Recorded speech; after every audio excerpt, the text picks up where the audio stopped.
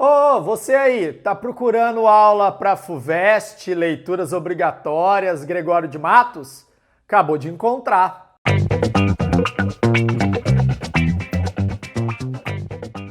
Fala pessoal, tudo bem? Professor Jean Azevedo, aula, olha aqui, obras literárias aqui no canal Geografia, o canal para FUVEST e para Unicamp. E olha aqui, Gregório de Matos, poemas escolhidos, inaugura o Barroco no Brasil, a literatura genuinamente brasileira, já que o quinhentismo era uma literatura de informação e de catequese produzida por estrangeiros. Agora, nós estamos num período importante da história chamada Contra-Reforma. Nós vamos dar o troco para aqueles que renegam a fé católica, a Reforma Protestante. E uma das características desse momento é a criação da Companhia de Jesus, com a finalidade de não perder mais terreno para a Reforma Protestante. E dentro desse balaio de gato, nós temos o estilo literário barroco, que tem a finalidade de propagar a fé cristã. Jean, você vai dar essa aula? Não. O professor Vinícius, especialista em literatura aqui no Gabarita Gel, vai esmiuçar a aula para vocês. Mas antes, olha ali, se inscreva no canal e, claro, curta e compartilhe aí nos grupos do WhatsApp, gente, pelo amor de Deus. Falou, ó, tem um canal lá que é de FUVEST, os caras não ficam fazendo teatro, dança, aqui não tem teatro, aqui é aula raiz. Então compartilhe aí com a galera e ajude o canal, tá? É um canal de educação.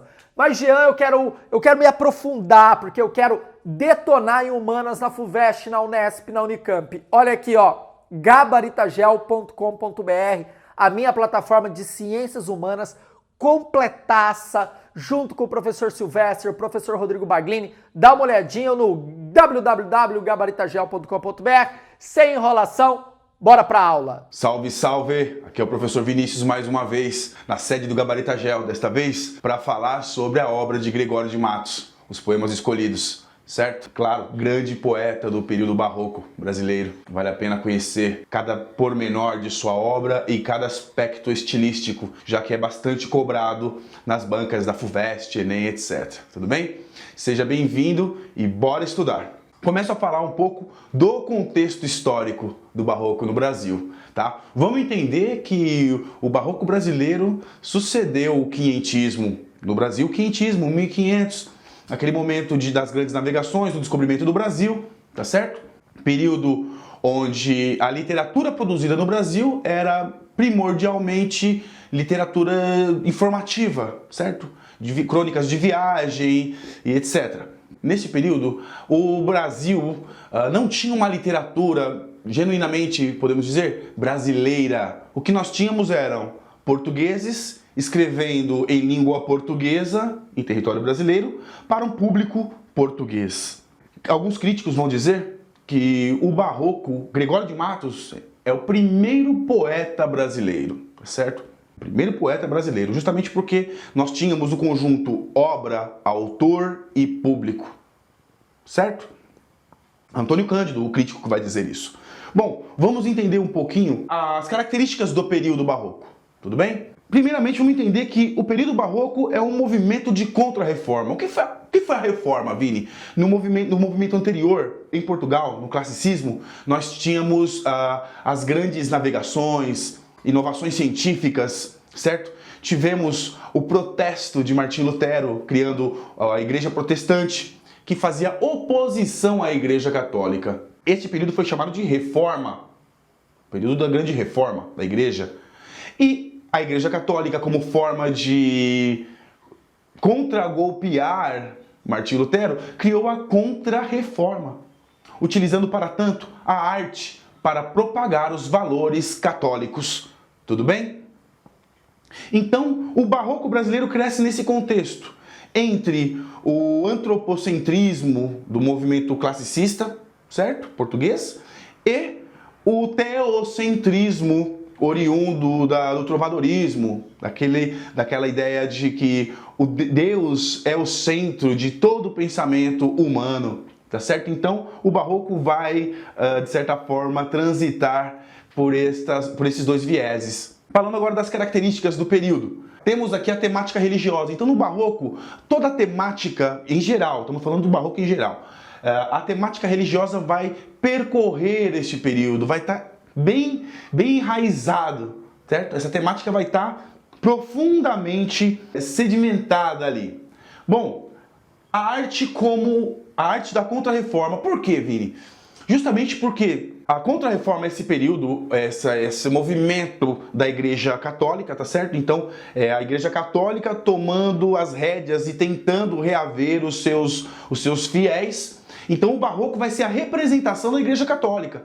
É como se fosse uma forma de fazer publicidade através da arte. E funcionou, não é verdade? Teremos várias relações dicotômicas, por exemplo, a relação entre corpo e alma, sagrado e profano, céu e inferno. Ora, já começamos a identificar uma figura de linguagem, a antítese e o paradoxo, tá certo? Depois falaremos um pouquinho mais sobre essas figuras de linguagem e as diferenças entre elas. Não são coisas iguais, embora pareçam iguais. Temos depois a ideia de cultismo e conceptismo, sendo os dois, respectivamente, a ideia de utilizar uma linguagem mais rebuscada, certo?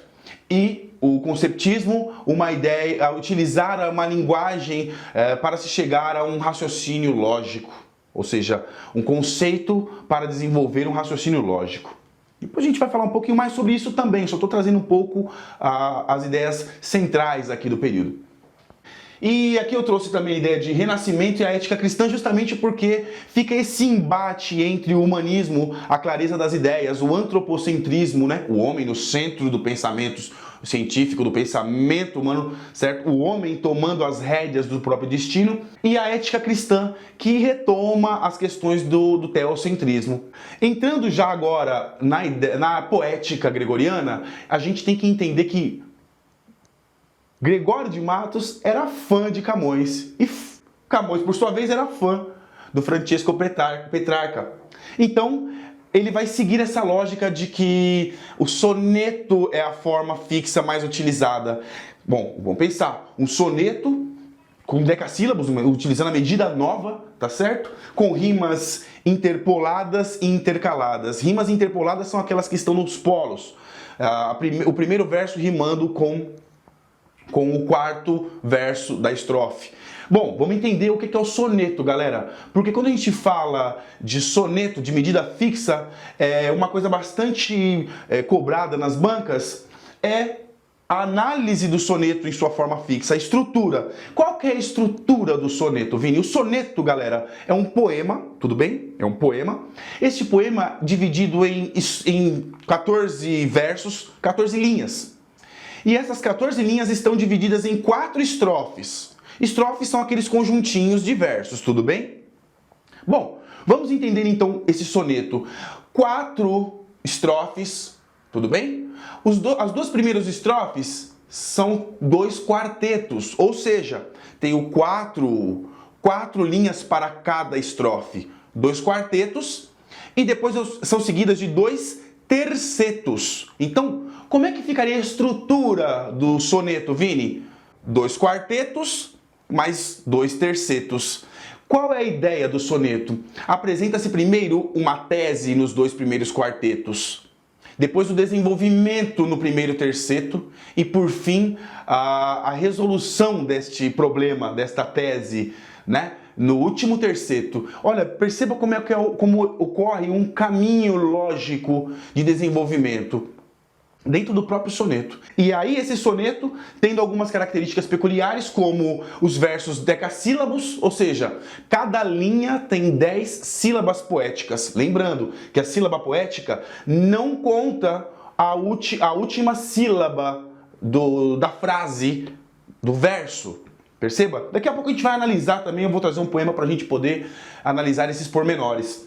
E as rimas, essa característica. Então, portanto, é bem comum numa banca cair uma pergunta técnica que pode derrubar um aluno desta forma. Podemos observar que Gregório de Matos traz em sua poética elementos do classicismo e tendo forte influência petrarquiana. Sim. Como é que seria como é que a gente poderia observar esta resposta e trazer o primeiro elemento que identificaria esta resposta seria o soneto, que é um elemento petrarquiano, né? Que ele que desenvolveu e posteriormente Camões difundiu pelo mundo todo. E é um soneto com rimas interpoladas, como eu acabei de explicar, o quarteto não está lá? Primeira rima, A, B, B, A. Ou seja, pegando a primeira estrofe, o primeiro quarteto, temos a primeira linha rimando com a última e as duas do meio rimando entre elas. Então nós temos aqui, ó, rimas interpoladas e rimas intercaladas, que são A, B, C e A, B, C. Bom, vou trazer daqui a pouquinho o poema, não saia daí, tá certo? Daqui a pouquinho a gente vai analisar um poema e de forma pormenorizada para que a gente consiga entender todos esses elementos. Mas por hora tome nota. Falando um pouco da temática gregoriana, né? Agora a gente começa a entrar no seu fazer poético. Gregório de Matos, Guerra, Boca do Inferno, olha o apelido que deram pro rapaz. Justamente porque ele não poupava ninguém. Fazia a crítica torta e à direita por todas as camadas da sociedade. Ele não criticava somente pessoas ricas, não. Criticava tanto pessoas da elite como pessoas do povo. Então, ele não poupava ninguém. Gregório de Matos realmente era uma boca ácida. Já já leremos alguns poemas. A poesia dele é dividida em 3 partes. A satírica, quando ele debocha, utiliza a poesia para falar da realidade cotidiana e, de certa forma, debochar, satirizar, tirar onda daquelas personagens. Claro, criticando os conceitos de moralidade daquela sociedade hipócrita, tá certo? Depois nós temos a poesia lírica, dividida em romântica e erótica irônica, porque ele, olha lá, hein, perceba, Gregório de Matos também fazia poesia erótica. Vou trazer alguns exemplos ali que você vai, de certa forma, poder observar com mais clareza. E a poesia sacra, a poesia religiosa, também que é o nosso poema de análise, o nosso escopo vai ser baseado na poesia sacra. Essas 3 vertentes, essas 3 temáticas carregam em si alguns elementos peculiares. E agora eu começo a nossa leitura. Bom, primeiro eu começo com uma poesia satírica, A Cidade da Bahia. Aliás, este poema virou música de Caetano Veloso, do álbum... Bom, não vou me lembrar do álbum, mas é Tire Triste Bahia, ó conde semelhante. Bicho é o álbum do Caetano Veloso. Bom, deixa eu ver aqui rapidinho. 43, a minha página, 43. Maravilha. A Cidade da Bahia, portanto, é um poema do Gregório de Matos que, inclusive, foi regravado aí, tem uma versão musical de Caetano Veloso, consta naquele álbum Bicho. Triste Bahia, ó quão dessemelhante estás e estou do nosso antigo estado. Pobre te vejo a ti, tu a mim empenhado. Rica te vi eu já, tu a mim abundante. A ti trocou-te a máquina mercante. Que em tua larga barra tem entrado. A mim foi me trocando e tem trocado. Tanto negócio e tanto negociante. Deste em dar tanto açúcar excelente pelas drogas inúteis que abelhuda simples aceitas do sagaz brichote. Oh, se quisera Deus que, de repente, um dia amanheceras tão sisuda que fora de algodão o teu capote. Bom, vamos entender uma coisa, já temos a primeira figura de linguagem aqui neste poema. Quando ele fala triste Bahia, ó Bahia, te vejo triste, ou seja, está personificando. Temos a figura de linguagem da personificação, ou prosopopeia. A primeira figura de linguagem que a gente consegue observar de maneira bem clara, já que ele dá características humanas para o estado, para a cidade da Bahia. Tudo bem? Mais uma ideia, se você perceber na primeira estrofe aqui, você percebeu atentamente, ou está com o poema aí tirando nota?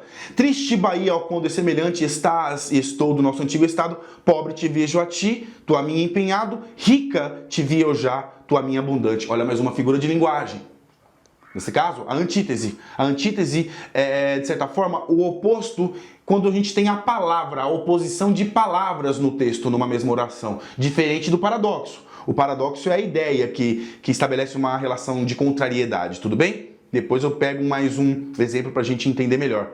Se você entender e reler esse poema, você vai perceber que ele faz uma crítica à situação atual daquela cidade, que já foi que outrora era tão rica e abundante e agora está em frangalhos, está de certa forma sendo explorada por gringos, né? Brichotes são estrangeiros, sagaz brichote, ou seja, aquele esperto estrangeiro, aquele gringo esperto que está aqui fazendo negócio, transformando a Bahia num balcão de comércio, na verdade, um comércio desigual, porque na verdade a Bahia está dando tudo, dando seu açúcar, que naquele tempo, vale dizer, o contexto histórico, né? Era o ciclo era o auge da comercialização do açúcar no Brasil, e então o açúcar era como se fosse ouro, era mais caro que ouro, tá certo? E ela trocava a Bahia, de certa forma, a personificação da Bahia, trocava esta mercadoria, né, o açúcar, por drogas inúteis, né, tipo como por quinquilharias. A gente tem aqui a composição desse verso petrarquiano, um soneto, 2 quartetos e 2 tercetos, onde a gente tem as rimas interpoladas, A, B, B, A, e também temos essa ideia, no terceto a gente tem as rimas intercaladas. Então, esse foi o primeiro poema que nós lemos aqui, do meu livro do Machado de Moisés, sobre a temática da poesia satírica de Gregório de Matos. Tudo bem? Bom, vou destacar um pouquinho aqui as figuras de linguagem até a gente retomar aqui, porque eu vou ler um poema de cada temática. Acabei de falar para você da personificação, certo? Temos a personificação, que na verdade é atribuir características humanas a seres que não são humanos. Vou dar um exemplo básico aqui, ó. Por exemplo, eu cheguei aqui agora, o meu carro morreu. Tá velhinho o meu carro, ele morreu. Na verdade, meu carro não morre. Então eu estou dando uma característica humana a algo que não é humano. Então eu estou usando de personificação para transmitir essa informação. Tudo bem? A metáfora aqui é como se fosse um jogo de comparação sem um elemento comparativo. Ele utiliza bastante a metáfora, como a gente vai ler num poema ali mais adiante. Aquela menina é uma flor de pessoa. Ora, nessa ideia de que a menina é uma flor. Então eu comparo o signo A ao signo B. Flor, menina, estou criando um novo signo a partir desses dois elementos. A hipérbole marcada pelo exagero. Ele chorou rios de lágrimas por aquela menina. Ora, ninguém chora rios de lágrimas, portanto, hipérbole é a marca do exagero. Tome nota. Paradoxo, isso que eu acabei de dizer. O paradoxo e a antítese estão bem próximos. Por quê? Porque os dois estabelecem uma relação de contrariedade, de oposição. Oposição que é a marca uma característica como manda o figurino barroco. Tudo bem? Então, mas Vini, qual a diferença, portanto, entre paradoxo e antítese? Simples. A antítese é a oposição das palavras. Noite, dia, rico, pobre, escuro, claro, céu, inferno. Perceba? Já o paradoxo é estabelecido através das ideias. Ora, vou pegar uma frase bem conhecida do autor, não sei se é do Chico Xavier, mas consta aí na maioria das referências como do Chico Xavier. Existia um homem tão pobre, que a única coisa que ele tinha era dinheiro. Perceba que, ora, pobre, o contrário de pobre é rico, mas não foi rico que eu utilizei dinheiro. Rico e pobre são ideias contrárias, e quando eu tenho ideias contrárias, eu tenho a relação paradoxal. Tudo bem, galera, por enquanto? Aqui eu deixei bem frisado anadiplose. Anadiplose, galera, esta é a figura de linguagem bastante utilizada no poema gregoriano, que é o poema que a gente vai utilizar para analisar. O que é anadiplose, Vini? É a utilização da última palavra de um verso, começando o verso seguinte. Então é como se fosse uma espiral de palavras. A última palavra do verso, começando o verso seguinte. A última palavra do verso, começando o verso seguinte. Então começa uma espécie de espiral, certo? Daqui a pouco vamos ver isso com mais clareza. Inversão é quando ocorre, né? Hipérbato, quando você utiliza a inversão sintática da oração. E também ocorre bastante em Gregório de Matos. Por exemplo, vou dar um exemplo bem básico aqui para vocês. Ela é uma flor de menina. Uma flor de menina ela é. Perceba que eu estou invertendo a ordem, não está sujeito o verbo e complemento, né? Ela é uma flor de menina. Uma flor de menina, ela é. Olha lá, então já estou no complemento, sujeito e verbo. Perceba, a inversão sintática da oração a gente chama de inversão e é bastante utilizada nessa poética. Tudo bem? Vou ler mais uma poesia lírica agora, de uma temática lírica do Gregório de Matos. Leremos um poema com uma temática lírica, erótica, irônica. Tudo bem? Intitulado Necessidades Forçosas da Natureza Humana. É um soneto. Descarto-me da tronga que me chupa, corro por um conchego todo o mapa, o ar da feia me arrebata a capa, o gadanho da limpa até a garupa. Busco uma freira que me desentupa, a via que o desuso às vezes tapa. Topo-a, topando-a, todo o bolo rapa, que as cartas lhe dão sempre com chalupa. Que hei de fazer se sou de boa cepa? E na hora de ver repleta a tripa, darei por quem movase toda a Europa. Amigo, quem se alimpa da carepa, ou sofre de muchacha que o dissipa, ou faz da sua mão sua cachopa. Quer não entender um poema? Leia uma vez só. Aqui a gente tem algumas palavras-chave que vale a pena dizer aqui. Descarto-me da tronga que me chupa. Tronga é uma meretriz, uma prostituta. Corro por um conchego, todo o mapa. O ar da feia me arrebata a capa. O gadanho, gadanho é a garra de uma ave de rapina, é a unha, né? Olha lá. O gadanho da limpa até a garupa. Busco uma freira que me desentupa, a via que o desuso às vezes tapa. Que via será essa, hein, que o desuso tapa? Ele está sendo erótico aqui, ele está utilizando elementos de erotização. Tudo bem? Que as cartas lhe dão sempre com chalupa. Chalupa é um jogo, é tipo um truco, com as 3 cartas de maior valor, a espadilha, a manilha e o basto. Que hei de fazer se sou de boa cepa, e na hora de ver repleta a tripa, darei por quem movase toda a Europa. Amigo, quem se alimpa da carepa, carepa, galera, é tipo melhorar a posição, sair da miséria, é tipo tirar o pé da lama, tá? Quem se alimpa da carepa, ou sofre uma muchacha que o dissipa, muchacha é uma mulher, ou faz da sua mão sua cachopa. Cachopa também é uma rapariga, uma moça, então assim, olha o que ele está dizendo. Quem tira o pé da lama, ou sofre uma muchacha que o dissipa, ou faz de sua mão uma cachopa, faz da sua mão. Então assim, ele tá fazendo alusão ao ato de se masturbar. Perceba como, olha lá, em pleno século XVII, 1600 e alguma coisa, o poeta já, falando esses ultrajes para aquela sociedade moralista, religiosa, etc, etc. Por isso ele é o Boca do Inferno, tudo bem? Tem mais alguma coisa aqui pra gente falar bem importante? Vou ler um poema sacro, ou seja, um poema religioso, tá? Antes da gente fazer a nossa análise final, portanto fique aí, fique ligado. Deixa eu pegar aqui. A Jesus Cristo Nosso Senhor, é o nome do poema.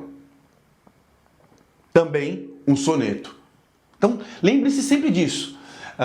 Se você observar em um exame essa relação entre Petrarca, Camões e Gregório, lembre-se que a chave para estabelecer essa relação é o próprio soneto. Este soneto decassílabo, composto de 10 sílabas, com rimas interpoladas, ou seja, rimas rimando a primeira e a última linha, e rimas intercaladas, no caso dos terceiros. Já já eu vou fazer uma análise pormenorizada deste poema, de um poema que, de certa forma, vai elucidar essas questões para você, tudo bem? Por ora, leremos a Jesus Cristo Nosso Senhor.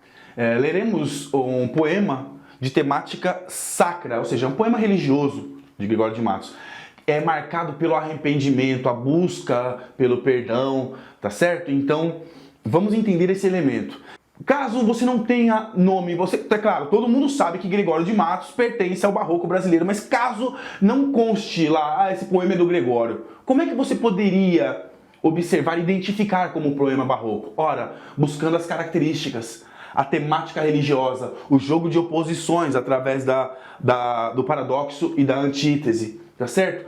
O cultismo e o conceptismo, essas relações de dualidade, de dicotomia, os dualismos. Então, vamos ler agora o poema A Jesus Cristo Nosso Senhor. Pequei, Senhor, mas não porque pecado. Já na primeira linha, você já consegue estabelecer que é um poema barroco. Pequei, tem um sujeito oculto, né? Tem um sujeito oculto ali, eu pequei. Eu pequei, Senhor, se dirigindo a Deus, de certa forma, a Jesus Cristo, Deus. Eu pequei, Senhor, mas não porque em pecado, da vossa alta clemência me despido, porque quanto mais tenho delinquido, vos tenho a perdoar mais empenhado. Se basta a vós irar tanto pecado, e abrandar-vos sobeja um só gemido, que a mesma culpa que vos há ofendido, vos tem para o perdão lisonjeado. Se uma ovelha perdida e já cobrada, glória tal e prazer tão repentino, vos deu, como afirmais na sacra história, eu sou, Senhor, ovelha desgarrada, cobrai-a e não queirais, pastor divino, perder na vossa ovelha a vossa glória. Vamos entender esse poema. Olha que maravilhosa essa construção. E aqui você tem um monte de elementos que a gente pode identificar aqui atrás. Perceba, pequei, Senhor, mas não porque hei pecado. Já estabeleci, a temática religiosa, característica pontual do barroco, tá certo? Da vossa autoclemência me despido. Olha lá, porque quanto mais tenho delinquido, vos tenho a perdoar mais empenhado, ou seja, quanto mais eu peco, mais o Senhor me perdoa. A grandeza dos meus pecados é infinitamente menor do que a grandeza do vosso perdão. Realmente é esta relação que nós temos com Deus, com o divino. O pecador despido, de tratar com Deus, sendo honesto com Deus. Ele está falando, Deus, eu realmente me arrependi verdadeiramente.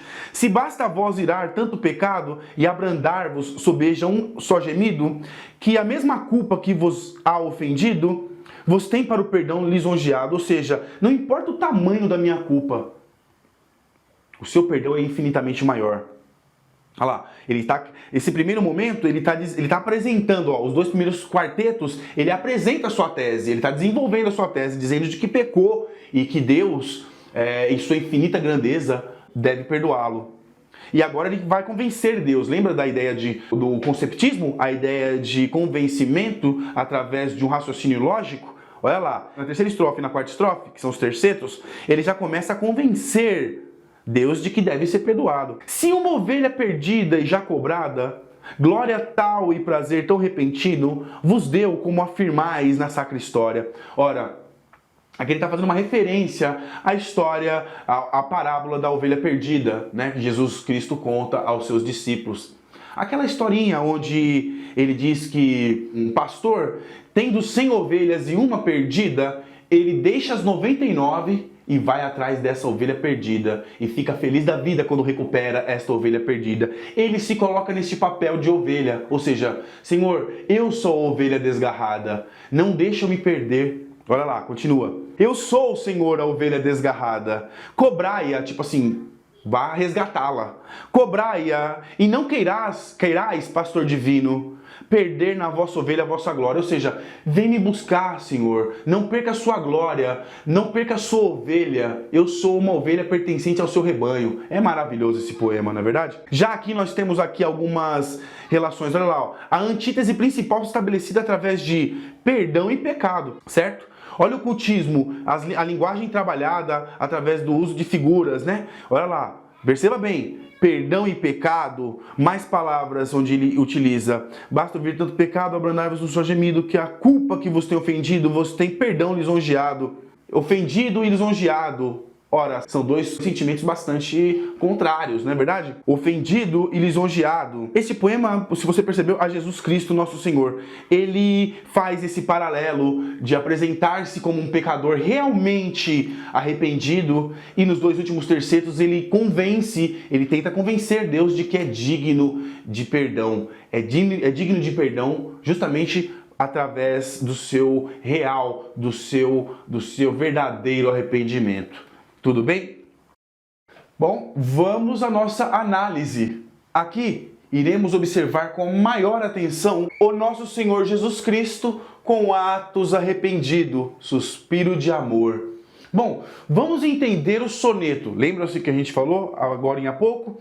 O soneto é uma construção poética com estrofes de 4 linhas ou 4 versos, né? Ó, eu tenho o primeiro quarteto, tenho mais uma estrofe com 4 versos, 1, 2, 3, 4.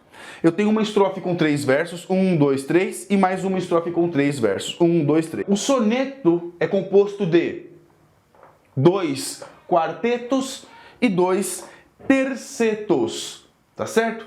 Se você for bastante cobrado nessas bancas de vestibular é o quê? A análise da métrica do verso, a contagem de sílabas poéticas. Portanto, vamos aprender agora um pouquinho aqui, só vou dar essa dica para você.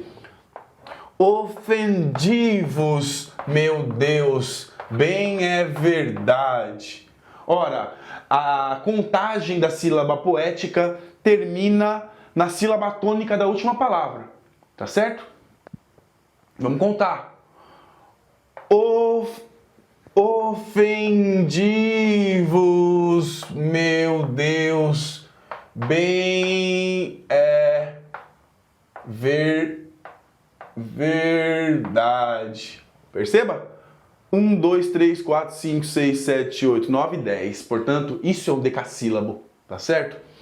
Decassílabo, olha lá, o soneto formado então por 2 quartetos e 2 tercetos, com versos decassílabos, tá certo? Lembram-se mais uma característica do soneto petrarquiano?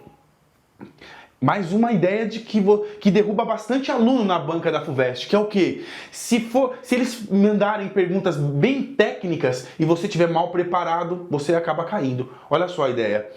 Por que você pode estabelecer uma relação entre Petrarca, Camões e Gregório? Justamente pela utilização do soneto.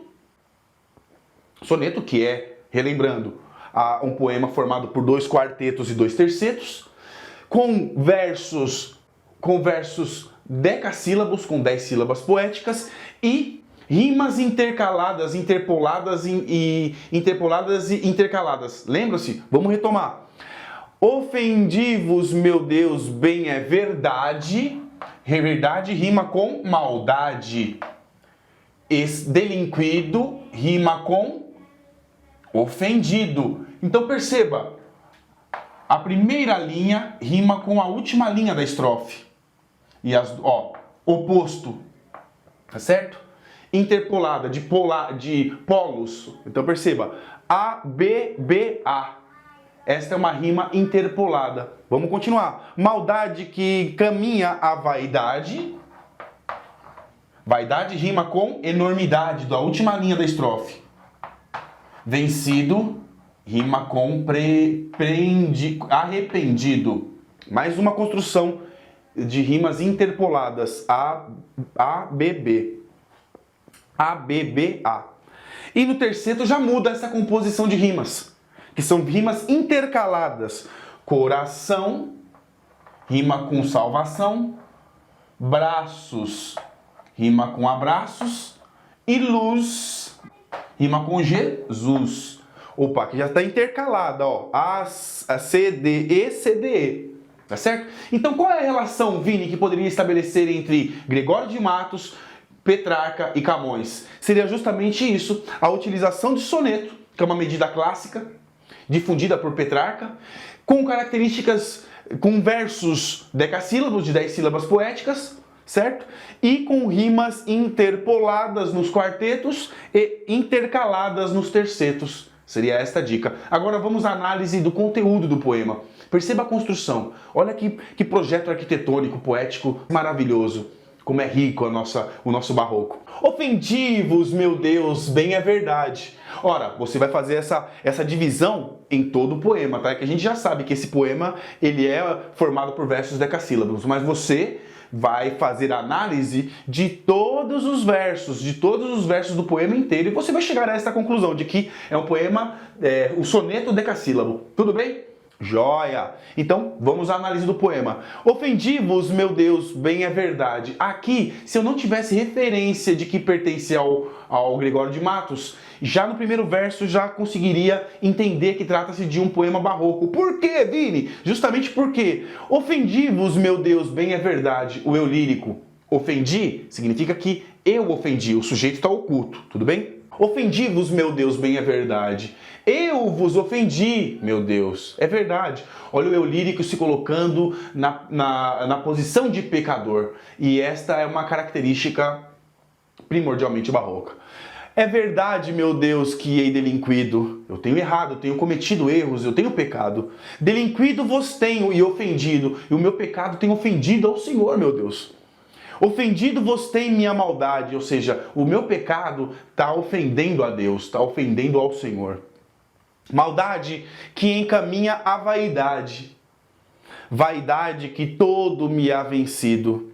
Vencido, quero ver-me e arrependido. Arrependido a tanta enormidade, ou seja, que já no segundo quarteto, ele já se coloca como o pecador arrependido, verdadeiramente arrependido. Arrependido estou de coração. Olha lá, realmente ele está arrependido. De coração vos busco, dai-me os braços. Já fazendo alusão aos braços de Jesus Cristo na cruz, né? Dai-me os braços. Tá certo? Abraços que me rendem vossa luz. Luz que claro me mostra a salvação. A salvação pretendo em tais abraços. Misericórdia, amor, Jesus, Jesus. Perceba uma coisa, olha onde Deus é colocado, em cima. Deus em cima, Deus nos céus. Meu Deus, ele repete. Jesus, Jesus. Por que Jesus embaixo, Vini? Jesus é o Filho de Deus, deixado para ser morto na terra. Ou seja, é o Filho de Deus em forma humana. Olha lá, forma humana. Então, Jesus. Não tem como chegar a Deus senão através de Jesus. Olha como é que a disposição já começa colocando Deus acima de tudo e Jesus como seu intercessor. A única forma, o único caminho de se chegar a Deus é através de Jesus, a salvação. Tudo bem? Temos outros elementos interessantíssimos aqui. Lembra daquela figura de linguagem, a anadiplose, que falamos agora há pouco? Olha como é que ela se caracteriza aqui. O que é a anadiplose? É a utilização da última palavra do verso no começo do próximo verso. Então, olha lá, ó. Olha aqui, eu vou pegar uma outra cor aqui. Vou pegar a amarelinha. Olha aqui, ó. Verdade. Verdade já começa aqui na próxima linha. Verdade. Olha aqui, ó. Delinquido. Começa no próximo verso. Delinquido. Ofendido. Ofendido. Maldade. Maldade, vaidade, vaidade, vencido, poema na linha de baixo, vencido, arrependido, na linha de baixo, arrependido. Aí continua, coração, ó. Aí eu faço uma pergunta para você, pensar rapidinho consigo mesmo. Olha lá, lendo esse poema, você sabe que está acontecendo uma anadiplose, que de certa forma ó, é a utilização da última palavra no começo da próxima linha. Então, ó, verdade, verdade, delinquido, delinquido. Percebeu em que momento foi interrompida essa anadiplose? E por quê? Veja bem, olha que interessante, olha que construção arquitetônica maravilhosa da nossa literatura barroca. Perceba que verdade, verdade, delinquido, delinquido, ofendido, ofendido, verdade está próximo de Deus. Delinquido, já começo a me afastar de Deus, já começo a me afastar dos céus. E olha a espiral descendente. Olha como as palavras vão te afastando da presença de Deus. Delinquido, delinquido, ofendido, ofendido, maldade, maldade, vaidade, vaidade, vencido, vencido, arrependido, arrependido.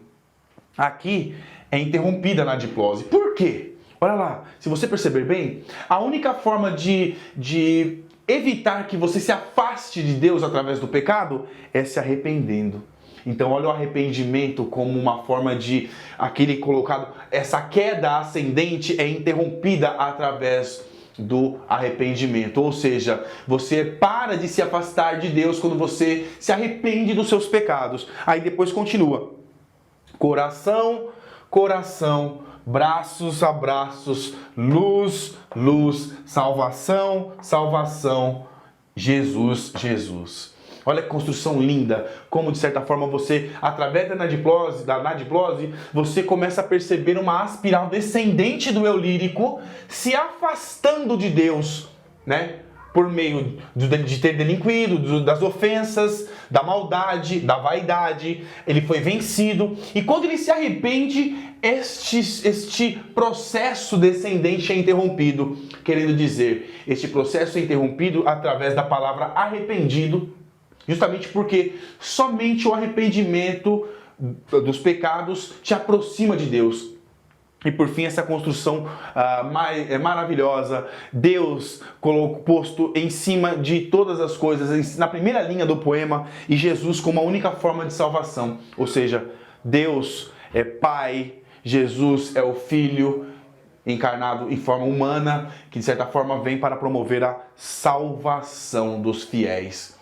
Mas que construção maravilhosa! Esta é uma pérola do barroco brasileiro. Eu espero que você observe esses poemas com mais atenção, tome nota sempre e estude, tá certo? Eu fico por aqui com a galera do Gabarita Gel. Estude, dedique-se com amor e afinco e viva o barroco brasileiro. Viva Gregório de Matos. Fui.